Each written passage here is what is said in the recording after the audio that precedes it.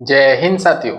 मैं हरि सिंह और आज आपके सामने लेकर आया हूँ फोर्थ ग्रेड एग्जाम के लिए या कह सकते हैं रीट एग्जाम के लिए, रीट मेंस के लिए जो टॉपिक है उसमें अनुपात समानुपात का एक टॉपिक है जो महत्वपूर्ण टॉपिक है। और उसी में से जो प्रश्न बन सकते हैं, है ना, ध्यान रखना, लेवल के हिसाब से गणित डिसाइड होती है। ऐसे नहीं होता कि आप बैंक और एसएससी सीजीएल वाली गणित यहाँ पर फोर्थ ग्रेड गणित पढ़ लो, क्योंकि टॉपिक सेम होते हैं परंतु उसका जो लेवल होता है ना वो बहुत हाई लेवल का हो जाता है।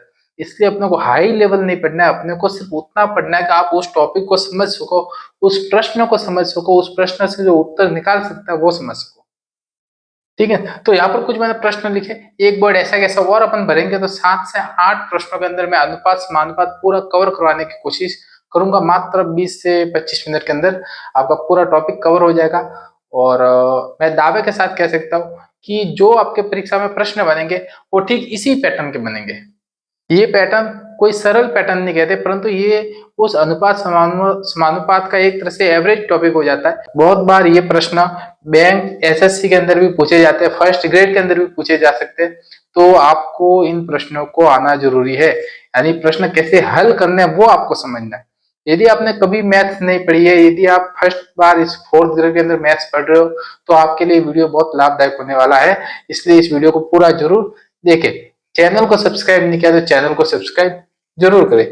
इससे पहले अपन ने चक्रवृद्धि ब्याज, साधारण ब्याज, लाभ हानि प्रतिशत और जो जो टॉपिक आगे थे उन सब टॉपिक को अपन ने कुछ कुछ वीडियो अपलोड की है, तो आप जरूर उनको जाकर देखें। चलिए चलते अपन प्रश्न की ओर। प्रश्न रीजनिंग हो गई, मैथमेटिक्स हो गई, हिंदी हो गई, इन सब प्रश्नों को हमेशा 2 बार पढ़ना बहुत जरूरी है, इसलिए अपन पढ़ते चलिए। दो संख्याओं का अंतर 36 है, 36 है। तो जब भी आप प्रश्न पढ़ते हो उसमें जो कीवर्ड है जहां से अपने को प्रश्न सॉल्व करना है उसके नीचे अंडरलाइन अपने को करनी है, चाहे एग्जाम हॉल हो, चाहे पेपर हो, चाहे टेस्ट पेपर हो, चाहे कैसे भी हो, है ना। तो दो संख्याओं का अंतर 36 है, इनका अनुपात 9:5 है। इनका अनुपात कितना है? 9:5 है। तो संख्याएं एवं संख्याओं का योग ज्ञात करिए। मैं दोनों बता रहा हूं एक ही प्रश्न के अंदर। तो क्या बोला मैंने? दोनों संख्याओं का योग 36 है, अंतर है, सॉरी, अंतर 36 है और अनुपात कितना? 9:5 है। तो संख्याएं तथा संख्याओं का योग ज्ञात करिए। देखिए, ऐसे प्रश्नों को अपने को याद रखना है, जो दिया हुआ है वो तो आ जाएगा बराबर में, जो ज्ञात करना है वो आ जाएगा गुणा में। यानी कह सकते हैं कि बराबर वाली संख्या भाग में चली जाएगी। तो कैसे करेंगे? देखिए, इनका अनुपात, ये क्या है? दो संख्याओं का अंतर। यानी जब दो संख्याओं का अंतर दिया गया तो इन दोनों अनुपात का अंतर देखना है अपने को।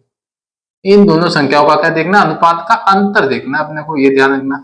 यदि मान लीजिए यहाँ पर योग दिया होता तो इन दोनों अनुपात का क्या देखते अपन? योग देखते। ये अपने को थोड़ा देखना है ना, समझना। वापस बोल रहा हूं, जो यहाँ पर दिया हुआ है, अंतर दिया हुआ है तो दो अनुपात का अंतर देखेंगे, योग दिया हुआ तो दोनों अनुपात का योग देखेंगे, गुणा देखेंगे तो गुणा आ जाएगा। ये समझना अपने को। यहाँ पर क्या पूछा है? अंतर पूछा है ना, तो अपन अंतर देखेंगे। इन दोनों का अंतर कितना है? 4 ना, समझ रहे आप? 4। यानी जैसा कि अपन ने प्रतिशत में हल किया, जैसा कि अपन ने लाभ हानि में किया, जैसा कि अपन ने साधारण ब्याज और चक्रवृद्धि ब्याज में किया, कि जो जो बराबर में उसको बराबर में रख रहे, जो ज्ञात करना उसको गुणा में रख रहे। यानी क्या बोलेंगे अपन? ये 36 किसका मान है? इस 4 का मान है ना। तो अपन क्या बोलेंगे? 4 बराबर 36। 4 बराबर 36। ठीक है। अब देखिए, जब 4 का मान 36 आ गया तो यदि 9 ज्ञात करनी है पहली संख्या तो 9 रखेंगे, 5 संख्या ज्ञात करनी है 5 रखेंगे। मान लीजिए मैं 9 रखता हूं, 9 तो कितना आया? 36/4 इंटू 9। हमेशा मैंने एक ही बात कही है, जो दिया हुआ है वो भाग में जाएगा, जो ज्ञात करना है वो गुणा में जाएगा। बस ऐसे आपको सॉल्व करना है, सभी एक ही एक मेथड से सॉल्व हो जाएंगे। देखिए कितना आया ये? 9 बार। यानी पहली संख्या कितनी अपने पास? 81। कोई दिक्कत होगी? नहीं होगी। दूसरी संख्या ज्ञात करनी है तो दूसरी में कैसे करेंगे? ठीक वैसे 5 बराबर 36/4 इंटू 5। कितना आया? 9। कितना आया? 45। अब अपने को पता चला कि 45 संख्या और 81, ये दोनों क्या है? दो संख्याओं का मान है। इन दोनों का अपन ने अनुपात निकाला है, काटा है इनको, तो ये दोनों 9 के पहाड़े से कट चुके और 9 के पहाड़े से कटने के बाद में इसका अनुपात कौन सा आया, ये आया 9:5 आ गया। ठीक है, तो संख्या कौन सी हुई, संख्या अपने को ज्ञात हो गई। ठीक है, यदि ऐसे प्रश्न होते हैं उसमें मान लो संख्या नहीं पूछो, डायरेक्ट योग पूछा, तो आप कैसे करेंगे, देखिए या तो संख्या निकालिए, दोनों का योग कर दीजिए तो बात सही है, या फिर क्या करेंगे कि जो दिया हुआ है उसको उसके भाग में लिखकर इस जगह पर, क्योंकि अब पता चला अपने को ये क्या है, ज्ञात करने वाला, जो ज्ञात किया जाना है ना, जो ज्ञात किया जाना वो है यहाँ पर। अब अपने को क्या ज्ञात करना है, संख्याओं का योग। तो इन दोनों संख्याओं का योग क्या है, इन दोनों संख्याओं का योग क्या है, 9, 5, 14। अपने को अब ये ज्ञात करना है, क्या ज्ञात करना है, 9, 5, 14 ज्ञात करना है। तो क्या करेंगे अपन कि जब 14 ज्ञात करने हैं अपने को, तो क्या करेंगे 36/4 इंटू 14 है ना, 9 9 इंटू 14 कितने हुए 36, 36 और 126 ना, 126। क्या ये दोनों जोड़ेंगे तो आएगा क्या, देखिए आप +81 कर रहे हैं अपन, 26 और 12, 126। यानी इसका मतलब ये है कि यदि आप दोनों संख्याओं को निकालने के बाद उनका योग करें तो भी बेस्ट है, कोई दिक्कत नहीं है, पर उसमें थोड़ा सा टाइम ज्यादा लगेगा। क्यों, क्योंकि उन दोनों को निकालना पड़ेगा, दोनों की कैलकुलेशन करनी पड़ेगी, उसके बाद में वो योग अपने को निकालेंगे। परंतु यदि अपन डायरेक्ट योग पूछा जाए तो क्या करेंगे, इन दोनों अनुपात को जोड़ देंगे, यानी इन दोनों अनुपात के योग का मान अपने को ज्ञात करना है। तो 14 बराबर 36/4, 36 क्या है, अंतर है, 4 क्या है, दोनों अनुपात का अंतर है। यदि मान लीजिए योग होता तो यहाँ पर अपन योग रखते, ठीक है, ऐसे अपने को समझना है। अनुपात का जो दिया हुआ है वो भाग में जाएगा, जो ज्ञात करना है वो गुणा में जाएगा, बस इसके अलावा कुछ याद अपने को नहीं रखना। चलिए नेक्स्ट सवाल लिखते हैं अपन, 3 संख्याओं का अनुपात 5:6:9 है। वापस बोलता हूं, 3 संख्याओं का अनुपात 5:6:9 है। पहली तथा अंतिम संख्याओं का अंतर, देखिए पहली तथा अंतिम संख्याओं का अंतर, पहला क्या है 5, अंतिम क्या है 9, अंतर है कितना 84। तो कुल योग ज्ञात करिए, देखिए कुल योग आ गया। अब पता चला, वापस पहले वाला सवाल हो गया। अब 3 है अनुपात 5 और 9, पहली और अंतिम संख्या का अंतर पूछा है कितना 84 है, तो तीनों का योग ज्ञात करना है। तो आप क्या करेंगे, अब तीनों को निकालेंगे, क्या नहीं निकालना, अपने को तीनों का डायरेक्ट योग निकालना है। पहले तो इन दोनों का अंतर देखिए आप कितना हो रहा है 4, यानी इस 4 का मान क्या है, ये 84 है, यानी अपन क्या बोलेंगे 4 बराबर 84। यहाँ पे कोई दिक्कत नहीं होनी चाहिए। अब आगे देखिए क्या पूछा है, योग, योग पूछा है तो क्या करेंगे, जो अनुपात इन सबका योग करेंगे। देखिए 5 और 6 कितने हुए 11, 11 और 9 20, यानी इन तीनों का योग कितना हो रहा है 20। अब अपने को 20 ज्ञात करना है, इस 20 का मान ज्ञात करना है, ये ध्यान रखना। तो 20 ज्ञात करना है तो 20 लिखेंगे यहाँ पर, और क्या है 84, जो दिया हुआ है वो भाग में चला जाएगा, यानी 4 भाग में चला गया, जो ज्ञात करना है वो क्या चला जाएगा, गुणा में चला जाएगा। ज्ञात करिए कितना है ये 21, 20 इंटू 20 400 और 420, 420, ये इसका उत्तर आया भाई। 2 और 2 4, 400 और एक और आ गया तो 20 आ गया, 420 हो गया। ठीक है, तो ये अपना उत्तर आ गया कि तीनों का योग कितना है 420। यदि मान लीजिए दोनों का अंतर पूछा और सिर्फ एक पूछा होता, मध्य वाली संख्या ज्ञात करनी, दोनों का अंतर दिया, प्रश्न ऐसा कैसा, यहाँ पर सिर्फ क्या आता कि मध्य वाली संख्या ज्ञात करनी है अपने को, मध्य वाली संख्या। तो अपन कैसे करते, मध्य वाली संख्या तो कैसे करते, मध्य वाली संख्या है कितनी 6, यानी ये ज्ञात करनी थी, इसको कहाँ रखते 6 की जगह, है ना। तो अपन क्या बोलेंगे 6 बराबर 84/4 इंटू 6, कट गया 21, और देख लो आप 6 और 126। ठीक है, ऐसे अपन उत्तर निकाल देते कि हाँ भाई 126 मध्य वाली संख्या है, तीनों का योग करना है, तो तीनों का योग अपन करके उसका उत्तर निकालेंगे 420। ठीक है, ये अपना थोड़ा सवाल है जो अपने को समझना है। वापस बता देता हूँ, जो दिया हुआ है वो भाग चला जाएगा, जो ज्ञात करना है वो गुणा जाएगा। योग पूछा है तो अनुपात का योग करना है, अंतर पूछा है तो अनुपात के मध्य का अंतर निकालना है। ठीक है, चलिए आगे चलते हैं। तीसरा प्रश्न, एक त्रिभुज है, त्रिभुज कैसा होता है? ऐसा, एक त्रिभुज के कोणों का अनुपात दिया है 4:3:2। एक त्रिभुज के कोणों का अनुपात दिया है 4:3:2। सबसे बड़े तथा छोटे कोण का योग, सबसे बड़े तथा छोटे कोणों का योग क्या होगा? अब प्रश्न, अब आप कह रहे हैं कि हमने तो योग तो दिया ही नहीं, संख्या दी नहीं, पर अपने को यदि गणित पता है तो एक त्रिभुज के तीनों कोणों का योग कितना होता है? एक त्रिभुज के तीनों कोणों का योग कितना होता है? 180। इसी 180 को तीन भागों में बांटा, 4:3:2, 4:3:2। वापस बताता हूं, त्रिभुज के तीनों कोणों का योग 180 डिग्री होता है। इनको 4:3:2 के अनुपात में बांटा है। प्रश्न क्या पूछा गया है? सबसे बड़े तथा छोटे कोण का योग क्या होगा? देखिए 180 किसके बराबर? इन तीनों के योग के बराबर।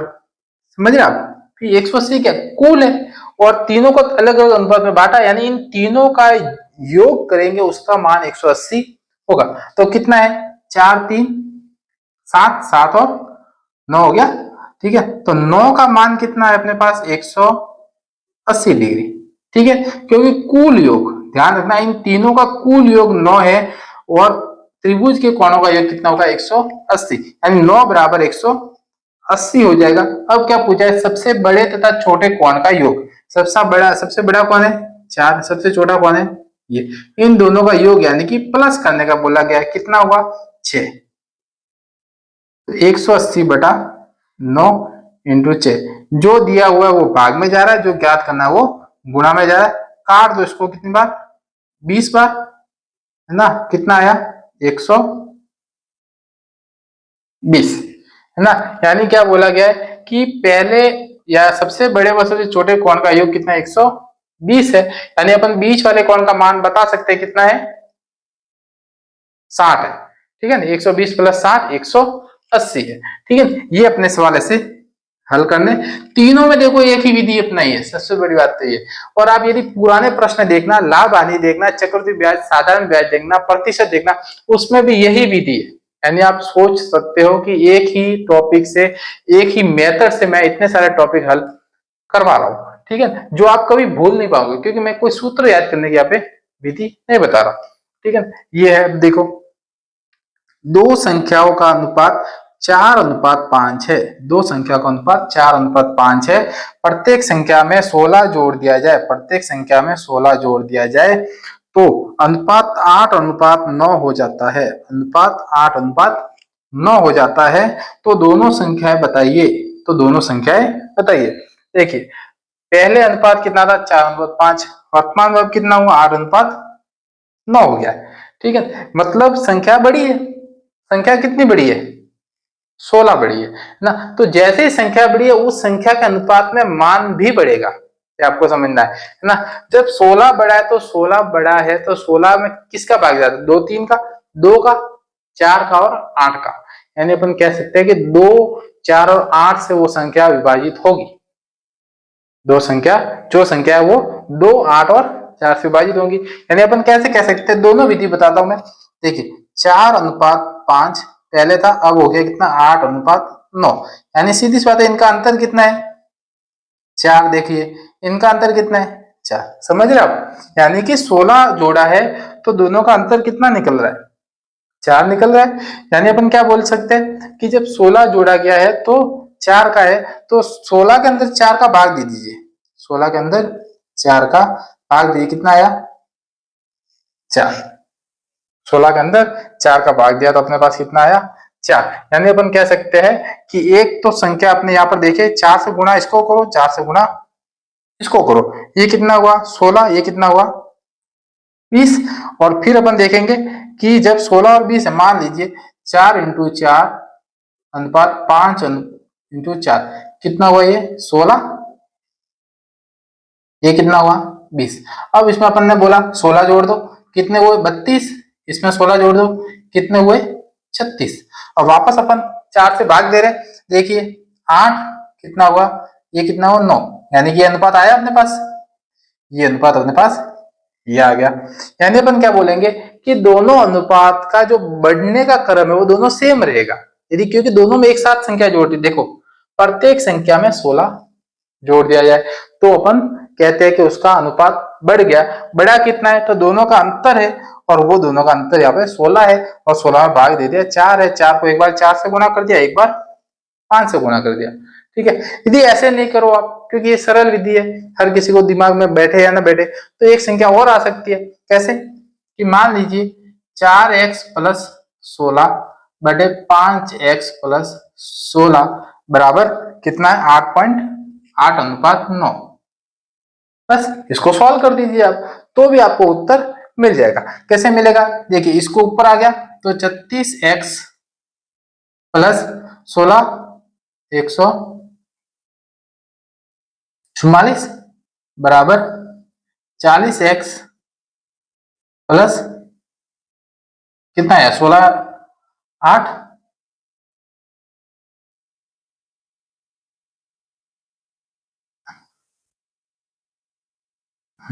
सही है 128। ठीक है, अब इसको काट दीजिए, इसको इधर इसको उधर जैसे भी करना चाहे आप। 100 मतलब 16 हो गया, ये इसको कम कर दिया, इधर ये चला गया 4x, यानी ये कट गया। x का मान कितना है 4। जब x का मान 4 आ गया तो 4x करिए, तो 4x का मान कितना आया 16, 5x कितना आया 20। ये संख्या आती है अपने, इन दोनों को अपने जोड़ा तो दोनों संख्या अपने निकल सकती है। एक 16 निकलेगा, एक 20 निकलेगा। क्योंकि अपने को सॉल्व करना है, सॉल्व करने से ज्यादा अपने दिमाग के अंदर वो मेथड आना चाहिए कि मैं इस प्रश्न को सॉल्व कैसे करूं। जब तक वो मेथड नहीं आएगा तब तक आप उस प्रश्न को सॉल्व नहीं कर सकते। तो मैंने बता दिया, क्योंकि दोनों का अंतर है 4 और सीधी सी बात है 16 जोड़ा यानी कि अंतर जोड़ा, बढ़ाया उन दोनों के मध्य अंतर, तो 4 को 16 में भाग दिया, 4 आ गया, 4 से डायरेक्ट अपने गुणा कर दिया। तो ये विधि में अपने बहुत सरल है, एक तरह से समझने वाले के लिए आसान है। नहीं समझ में आ रहा है तो आप ये x मान के भी कर सकते हो, ये भी कोई बड़ा फॉर्मूला नहीं है, उसमें सिर्फ गुणा भाग करना है बस अपने को। ठीक है, तो आप ऐसे भी इन सवालों को हल कर सकते हो। मैं वापस बता देता हूँ, ये अनुपात के सवाल है और ऐसे प्रश्न पूछे जाते हैं। योग है तो योग का भाग देना, अंतर है तो अंतर का भाग देना, जो ज्ञात करने का पूछा गया उस अनुपात को उस अनुपात में रखना है अपने को। ठीक है, इसके जैसे सवाल कुछ और अपन करते हैं, देखते हैं, और उसके बाद में अपन एक तरह से 4-5 सवालों में अनुपात समानुपात को कंप्लीट कर लेंगे। तो चलिए चलते हैं नेक्स्ट सवालों की ओर, और ये अनुपात 3 सवालों में फिनिश हो जाएगा। तो आप चलते हैं अपन पहले सवाल की ओर। 5 वर्ष पहले दो व्यक्तियों की आयु का अनुपात 3:4 है।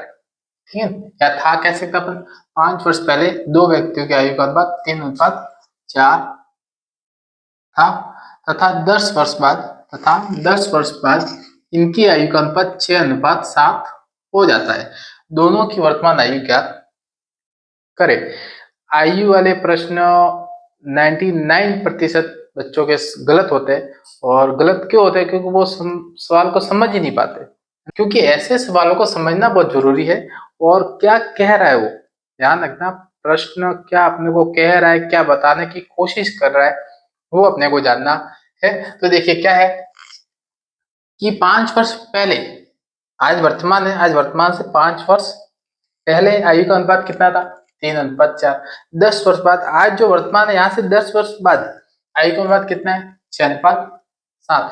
यानी अपन कहे कि इसके और इसके मध्य कितने अंतर हो गए, या कह सकते कितना अंतर हो गया वर्षों का।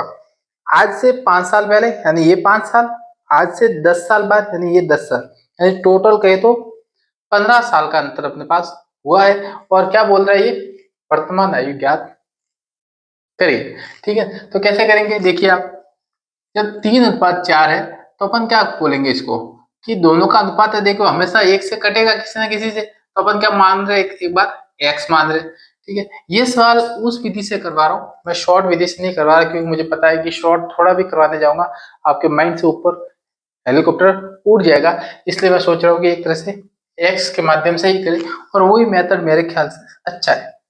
ठीक है, तो 3x प्लस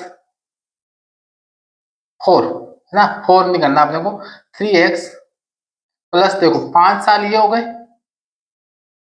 और 10 साल ये हो गए। ठीक है, ठीक वैसे ही 4x प्लस 5 साल प्लस 10 साल, दोनों अपन ने यदि किए तो भी अनुपात कितना आ रहा है, 6:7 आ रहा है। ठीक है, यहाँ तो कोई दिक्कत नहीं आ रहा है। अब देखिए इनको हल करेंगे अपन, तो कैसे हल करेंगे, 3x प्लस 15, 4x प्लस 15, इनको उधर चले जाएंगे, यानी कह सकते हैं ये इधर चला गया, ये इधर चला गया, अपन इधर ही सोल्व कर देते ना, ये इधर चला गया, 21x प्लस 15 सत्ते या 7 15, कैसे भी कर सकते 105, तो 105 आ गया, बराबर ये इस तरफ चला गया 24x प्लस ये 15 और 6 90 है ना, या कह सकते 6 इंटू 15 90। ठीक, तो ये हो गया अपने पास 90 हो गया। अब इनको अपन सॉल्व करेंगे, 105 को इधर अपन कह सकते हैं, 24 को इधर भेजे तो 3x हो गया बराबर इक्वल टू 15 ना, x कट गया 5, यानी कहेंगे x हो गया कितना, 5 आ गया। बात बता दो कैसे किया आपने, देखिए कि 105 है, 105 प्लस में 90, प्लस में 90 इधर आ गए तो कितने आ गए, माइनस हो गया, 105 में से 90 गए तो 15 बचे, 15 आ गया।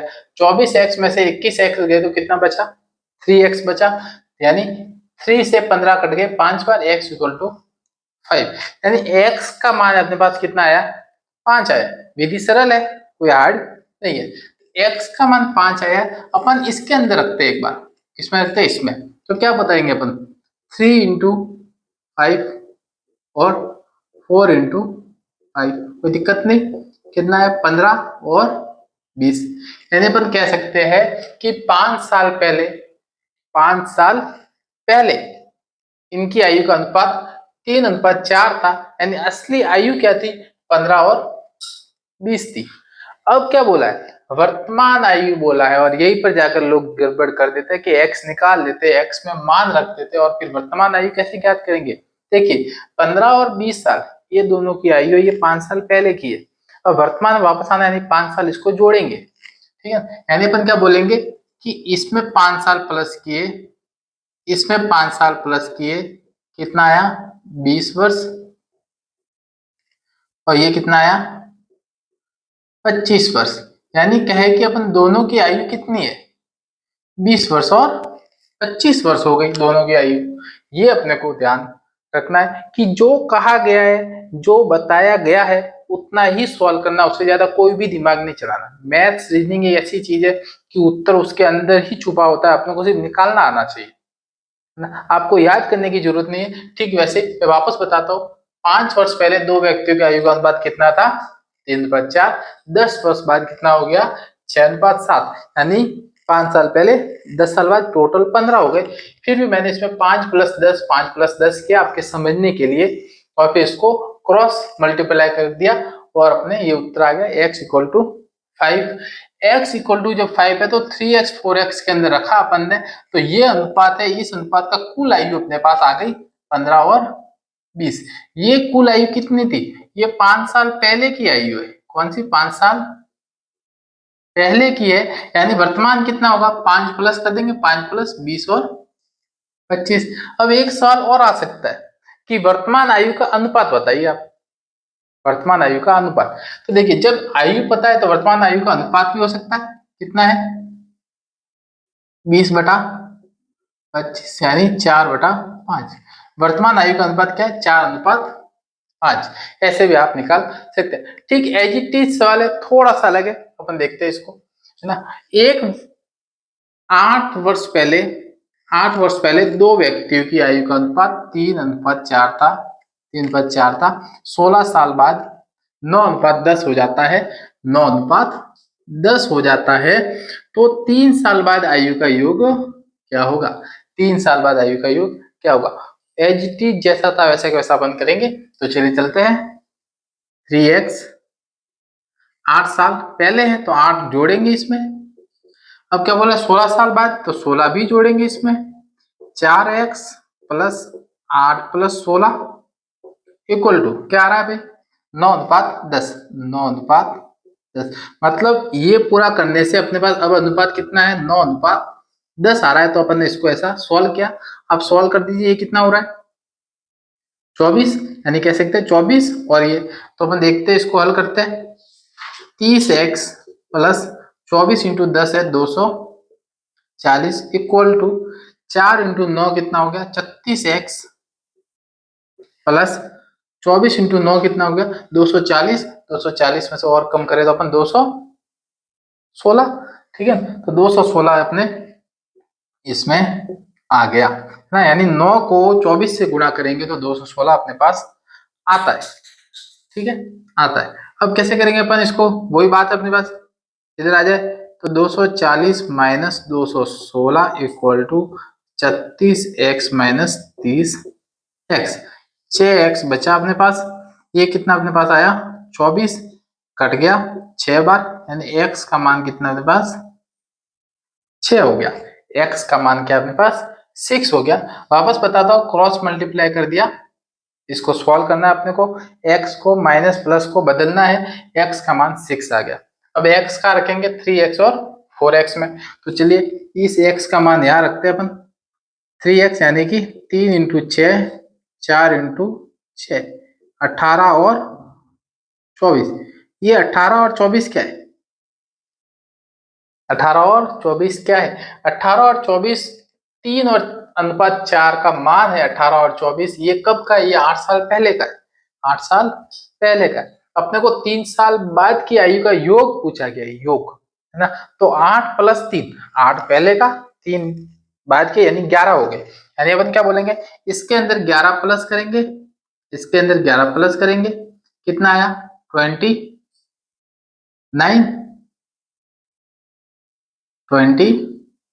आ गया।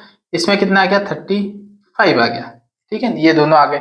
और इन दोनों का योग पूछा है, तो इन दोनों का आप योग कर दीजिए, और जो योग है वो इसका आंसर हो गया, आंसर हो गया। जो अपने को कहा है उतना का उतना अपने को करना है, उससे ज्यादा अपने को नहीं करना है, ये आपको ध्यान रखना है। 3 इंटू 4, 3 उसके बाद 4, 8 साल पहले की आयु का योग था, यानी 18 और 24 8 साल पहले थे। अब 8 साल बढ़ा दिए, प्रश्न में अपने को 3 साल और दिया गया है, तो 8 प्लस 3 11 कर दिए टोटल अपन ने, 11 यहाँ पर और यहाँ पर आ गया 29 और 35, इन दोनों का योग करेंगे, इस प्रश्न का उत्तर अपने पास आ जाएगा, ठीक है। अब नेक्स्ट सवाल है अपने पास, एक थैले में 50 पैसे 25 पैसे 1 रुपए के सिक्कों का क्रमशः अनुपात 4:5:7 है। वापस पढ़ते, एक थैला है जिसमें 50 पैसे है, जिसमें 25 पैसे है, जिसमें 1 रुपए, ये क्या है, ये सिक्के है। इन तीनों के सिक्के है, अभी तो नहीं चलते पर पहले चलते थे, तो ऐसे सिक्के है, उनके क्रमशः अनुपात कितना है 4:5:7 है। यदि सिक्कों की कुल संख्या 240 है, ध्यान रखिए, सिक्कों की कुल संख्या 240 है, तो 25 पैसे के सिक्कों की संख्या ज्ञात करने का पूछा गया है। इसी में एक सवाल आता है थोड़ा घूमकर, कि इतने रुपए है तो 25 पैसे के कुल कितने रुपए होंगे, है ना, कितने रुपयों की संख्या होगी, कितने नंबर्स होंगे, ऐसा भी प्रश्न पूछ सकते हैं। कि मान लीजिए 25 पैसे वो कितने रुपए में, तो अपन वो भी निकालेंगे। दोनों अपने निकालना आना चाहिए, दोनों एक ही तरीका है, कोई अलग नहीं है। तो अपने 3 है, 50 25 और 1 रुपया, इन तीनों का अनुपात दिया अपने पास 4:5:7, ये तीनों का अनुपात दिया, और इन तीनों का अनुपात का योग अपने पास दिया कितना 240, यानी कितना योग हो गया अपने पास, देखिए आप 12 और 4 16, यानी इन तीनों का योग है अपने पास कितना 16 है, और इसी 16 का मान कितना अपने पास 240 है। पूछा गया 25 पैसों की संख्या, 25 पैसे यानी कि 5 अनुपात है, तो आप कह सकते हैं कि 240/16 इंटू 5, कट गया कितनी बार, देखिए आप 8 से कट गया 2 बार, 3 बार 0, 2 से वापस कट गया 15, 15 इंटू 5 कितना हुआ अपने पास 75। ये 75 क्या है, 75 25 पैसे की संख्या है, ध्यान रखना 25 पैसे की संख्या है, देखिए संख्या 75 25 पैसे की संख्या हो गई। अब अपन को ये पूछे कि कुल कितने रुपए, 25 पैसे के कुल सिक्के, उनका कुल कितने रुपए का योग है। तो 4 सिक्के होकर 1 रुपया बनता है। 75 के अंदर भाग अपने को देना है कितने का, 4 का। तो आप कह सकते हैं कुल रुपए 25 पैसे के कुल रुपए,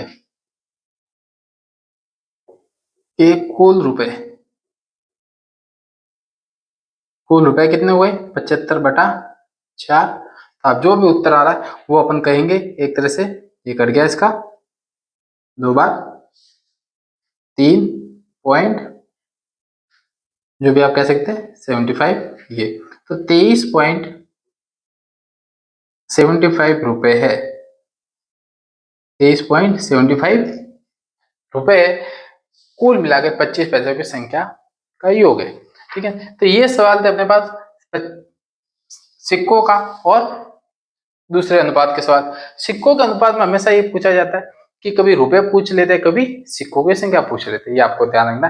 रुपए पूछ ले तो रुपयों के साथ इसको गुना करेंगे। ध्यान रखना अपने को, मान लीजिए 50 पैसे है और 50 पैसे के कुल रुपए दिए गए इतने, तो 50 को क्या करेंगे 2 से गुना करेंगे, क्योंकि 1 रुपया बनाना अपने को। 25 को 4 से गुना करेंगे, 1 को 1 से गुना करेंगे।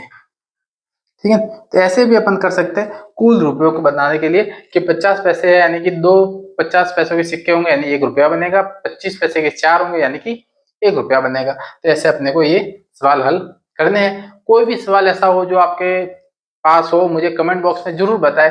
मेरे व्हाट्सएप चैनल जो ग्रुप है उसमें भी बताएं, मेरे व्हाट्सएप नंबर भी इस चैनल में दिए गए, उसमें भी आप मुझे भेज सकते हैं, मैं आपको सॉल्यूशन जरूर बताऊंगा।